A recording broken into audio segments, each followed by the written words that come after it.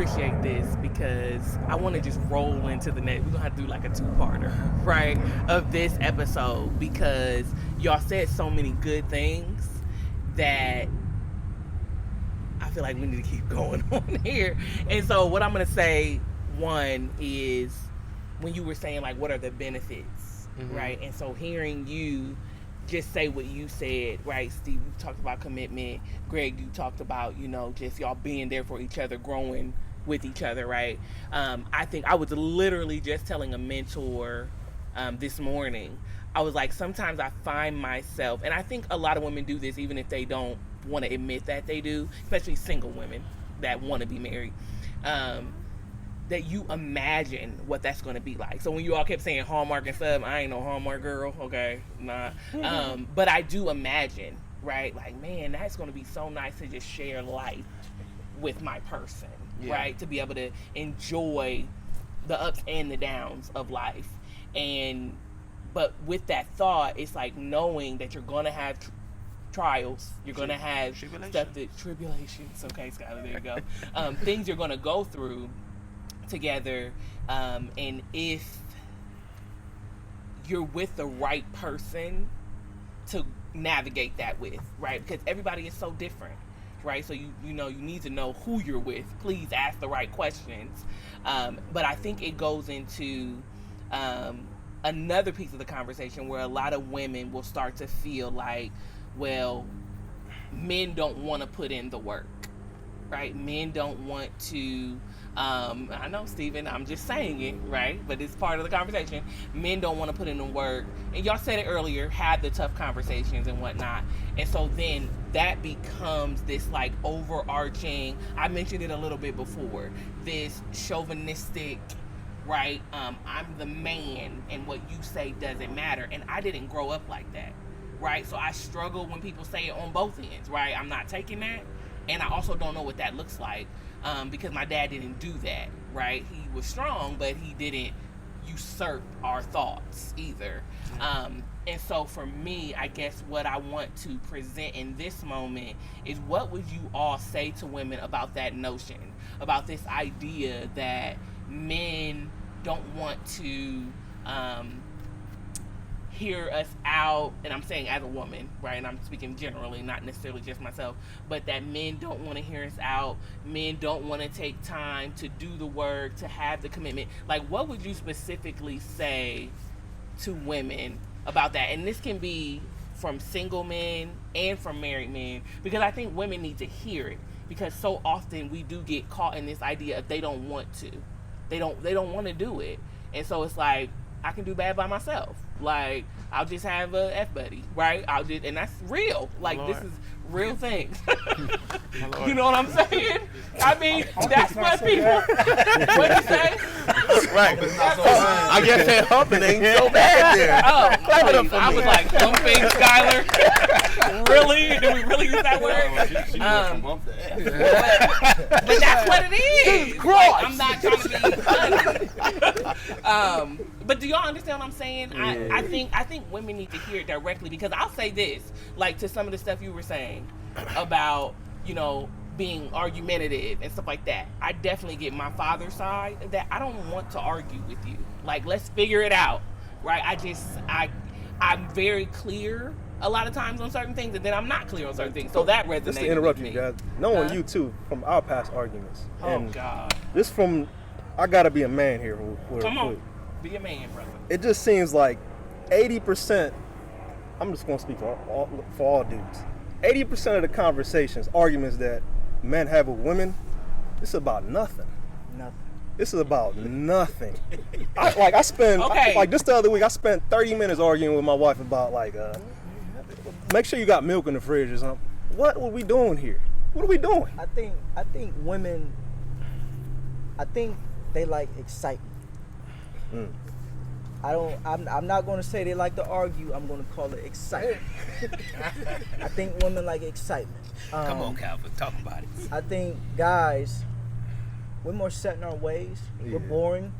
We can do the same thing every day. Over and over. We can do the same thing every day. But for women, I think they need excitement. I think they like excitement. they're the ones that watch all of the TV shows. Why So you look at me? you know what TV shows. What TV show? You know what TV shows. They on there. HBO on there. Y'all the ones that watch most of them. Don't be saying you're absolutely not. So I think y'all like excitement, and I've learned to weed out the excitement and tune into what's real. Yeah, what's the purpose and what's the goal. Yeah. Or So what's the real point? what's behind it? behind the argument? exactly? Yeah, what's behind it? Yeah. Because I'm like, y'all can pick on me. I don't mind. I will put myself on the chopping block. But Greg, since you called it out, you say, a whole lot of nothing. Just the I'm like, arguments that is it really a whole lot of nothing? We spend a whole shift, 4-hour shift together. You talking about? I'm not gonna put your business out there. No, you can say But I'm listening to you, and I see myself repeating myself. 30 minutes into the conversation, I'm like, I said this in the beginning. Why we? Okay, no, we gonna do this. I'm gonna put myself on the block. I had a conversation. Oh, sorry. Oh my, y'all spoke up. Come on, because guys. it seems to me that women feel as though if you're quiet, you don't care. Mm-hmm. So they want you to respond, and so they will say things that are either triggering, malicious, purposeful, to drive responses from you, knowing what they're doing. I will give women credit. You guys are brilliant. You're smart. Can I say something real quick too? Go. Sorry. Come back. I spent. He's on fire, by the way. Hold on, man. Yeah, because I spent 18 years of my life thinking my dad was horrible. Man. Horrible. And then in my 20s, I can't remember the exact day. I just remember coming home from college, and I seen an argument start up. And I'm looking at my mom like, "What are you doing? What are you doing?" And I thought to myself, "Man, Dad, I'm sorry. I thought for 18 years you were wrong in every argument." But nah, my mom, the digs is just there. The digs. My dad would just be calm watching, I don't know, the Andy Griffin show or something on TV, and she would just dig till the argument's up at 100. So okay, but dig. So it's okay. You are a very bright man. Yeah. So I need you to give a little context, okay, behind what we were talking about and how you felt you kept repeating yourself. I'm not gonna do that. No, I'm serious because I really need to understand. I'm not saying you gotta tell every single thing, but I'm saying what was it about? Was it about relationships? Relationships, yeah. Okay, it was about relationships. And what were you telling me that I wasn't hearing that you kept having to repeat? I'm not gonna do that. Greg, it's okay. This is an example. He's telling you he's not going to do do it. You keep and asking this man. Because in my mind, I'm literally trying to be like, how does that start an argument? Thank you for the live example. But it's not good though. How does that start an argument? And this is the difference between men and women. I'm not in an argument. But very few arguments are actually started by the man. The individual who is coming with the questions is the one who's looking for that additional piece for whatever true information they're trying to gather. But it's clarification. He just said he's not going to do that. This is not the time. So take it for instance that these were children in the room. Okay. And you're asking this question, and the man's like, "This is not the time. Mm-hmm. We'll discuss it later, but this is not the time." Right. And you keep asking and probing and saying, "Okay, no, tell me. No, I want to know. I'm trying to. This is not the time." But and let me say this: you're being devil's advocate. Okay, go ahead. No, we aren't going to be a devil's advocate now. Right. He's trying to tell you, like, listen. He's telling you calm. Now, if he was to escalate his voice to turn that tone up, now it's a problem. Now you being disrespectful. And why are you yelling at me? But see, this is what she's missing though. He said, "I'm not going to put your business out there." Right. He already made it clear that he doesn't want to expose something that could be potentially controversial in any way. He might not You guys feel can talk about it after the fact. Exactly. He don't want that on this. Right. And I understand that. But to that point, and again, so remember how you said earlier, You're still agree going. to remember how you said agree to disagree? Yes. So this is going to be one of those moments because I hear what he's saying about what Greg said. Like I hear that he doesn't want to say something you don't want it to, offend whatever in any way. In my mind, I'm like, we're on the podcast to have a authentic conversation, I don't mind putting myself. I put myself out there every week. Yeah, it's not about you know, but and I understand exactly. that. But in my mind, I'm just sharing with y'all. I'm literally thinking this is why we're here. Yeah, Right. We're here to have that. So, but you all are looking at it from. But I don't want to put you out there. And so in my look at how he mind, comes across though. If he was to go and have that conversation, discussion, it gets put out there. People are going to look at him a certain way. Why are you talking like this at work? Anything. You don't know the perception. Why are you having this conversation? Perception is everything. Yeah, right? Even though we're helping, Okay, even though we're Skylar helping, did. it goes Perception is beyond this everything. conversation. Let me make Yes, this yes. point up, because point. I think the just men and women just at large, there are things about women that can be perceived as, like this whole moment right here can be perceived as like you inching them on bro or whatever. But the beautiful part about women is they're so into the details that it helps us on a very positive side. Yes. That's Because facts. in what I do, That's like facts. with my music and stuff, I need a woman on my team, because men we think we think we're very good, very strong, but very narrow with things. Women see things that we don't see, and so like we see in color a lot. yeah. So like for right now, like on my team, I have my manager, Taylor's on my team, but I was like, I need my sister. I need my sister on the team, because my sister, she's a lot like my mother. There's a lot of things that my mom thinks about, my sisters think about, that I don't think about. And I know my fellas, they don't think about it either. They was like, wait, I'm like, y'all know we didn't bring like no body wash on this trip, right? No, that's And crazy. no, listen. But I'm saying, but I'm not. This is hypothetical. First thing in mind. A hypothetical thing. Think I'm a like, different hypothetical. you be quiet. You be quiet. But the thing is, As if I don't it's just force like there's certain things that women will make a whole checklist of things. We like, we're gonna bring the money, we're gonna bring the sneakers, we're gonna bring this. They're like, wait, so did you bring floss?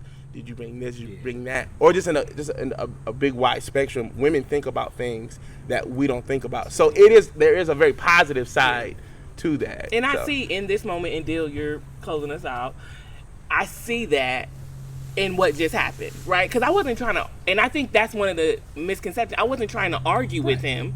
I wasn't. I was literally like, Greg, in my head, like, say it, like, because we're don't here think for that. it. But, No, but I'm saying, I'm bringing that up because that was sure. part of the conversation. Right. Sure. That a lot of times you think it's like arguments, but what if it's just our perception, our perspectives of how we're looking at it is just very different, and we haven't made that clear as to like. I just think it's just a matter of you're not hearing what you want to hear. You now hold up. Now see, we gonna argue. And men think ahead. Now I would argue. But see, in They want the specific responses. in the we gonna argue, it's because it's right, it's true. If you're not hearing what you want to hear, then it's like, oh, I gotta get to where I gotta get to the point where But, you gonna say but that's what I I'm want, saying. what I He wanna says hear. that all the time when we're talking. But I'm like, in this moment, for this situation, Right. You showed the was example.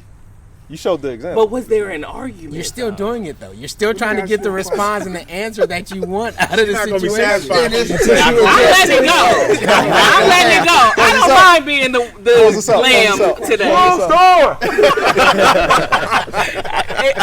I'm letting it go. Yes, still. Does that make you feel like you're being controlled? Or even what Steven said, if you say, not right now, we ain't gonna talk about that right now. Does that make you feel like you're being controlled in a way? Is that why you buck up against it? Or women buck up against that? Or like you're saying, like, That's a good question. not right Again, now. I can't speak for all women, right? For myself, it doesn't make me feel like I'm being controlled, but there is a part of me that doesn't feel understood. Or valued. And I don't even want to say value because I know I'm valued in this group, so I don't feel that at all. But it's like I don't feel understood. Yeah, like I'm absolutely. trying to explain something, and it's just not. But again, I'm letting it go because this is not the moment. But it's. Ooh, deliver. As Go ahead now. a child of two extremely opinionated She people, I have the same feeling at times where you're not understanding what I'm saying. But a lot of times in dealing with those extremely opinionated people, you realize it's better off just letting it go. But that's the thing, and this is where I think a lot of women would jump in and understand. When you do that, then you do feel silenced. and women feel like I'm not being heard. They don't want to listen. This is not in control. They're not a partner.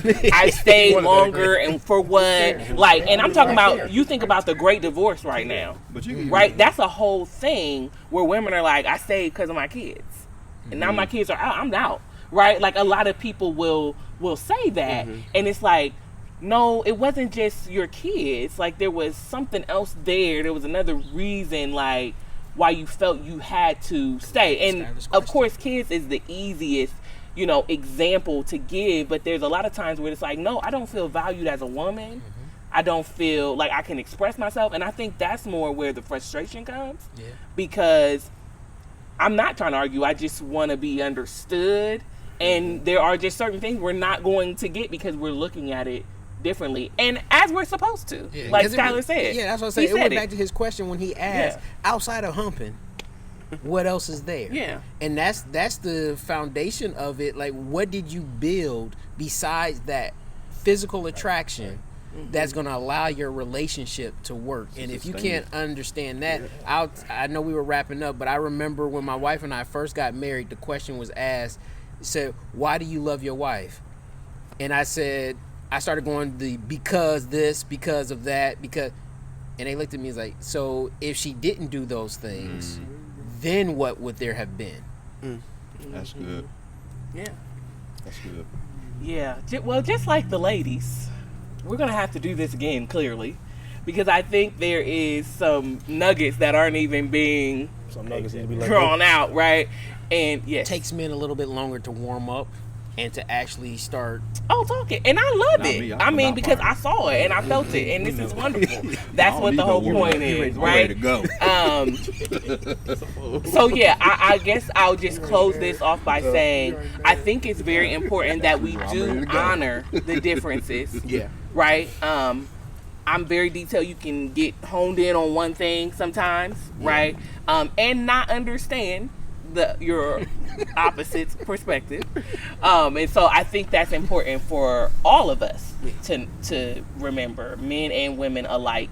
So I appreciate all of the thoughts. I appreciate all of the processing that is happening, because some people are just quiet, and the head nods, because I've been seeing affirmatives with that. So this was a good conversation. Do y'all feel this was a good conversation? I do. Yeah. I feel we're gonna get in trouble. All right. I want to hear from Carl. Well, Carl wanted to say something about accountability, so we can make this like a little special, like, pause in there, Elijah. Is that okay? Okay, what was you going to say about accountability? I think it kind of all just like wraps back into the same thing. I think somebody said something about trigger words, and what I wanted to say is I believe that one major difference between men and women is the ability to take accountability. I believe that if you are guilty of doing something and it triggers you to have that brought up, I believe that you should be able to take accountability for something that you did to find progress in whatever conflict that you're in. That's just, that's what I thought about accountability. Yeah. So you saying that women don't have accountability? I think they have difficulty taking accountability, and that's what leads to a lot of conflict, because you can't bring up something without. You want that chicken over there? Yeah. This gonna get me. The fact that you baited him. I had to clear it up. He's like, you 20, you can take it. Hey, ain't gonna get me. He said, you 20, you can take this out of here. I can't. But that's also his perspective as a 20-year-old young man. Facts. Like, He'll learn. Agree. Save him. Not the same.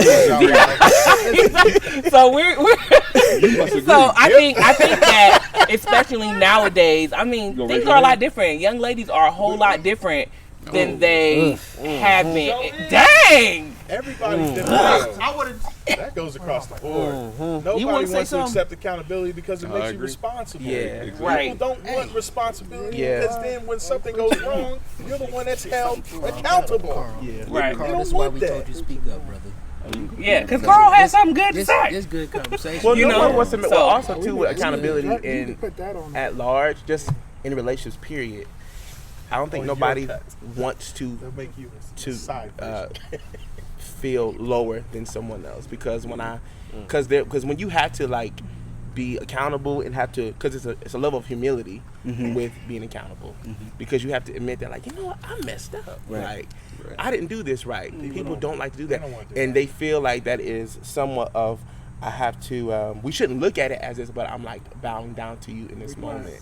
And when it's like just having like, I think when you love people, you can be accountable. You can be accountable. Right. Yeah. Yeah. You like, cause you know, like I don't view this relationship like that. Me saying like, you know, Jasmine, I messed that up. Like I kept knocking that flower over, and I messed up your shot. I did that. You know what I'm saying? Like it was me. I apologize. It's not me saying like I'm a low life, but it's saying like I love you enough to admit that I was wrong about something.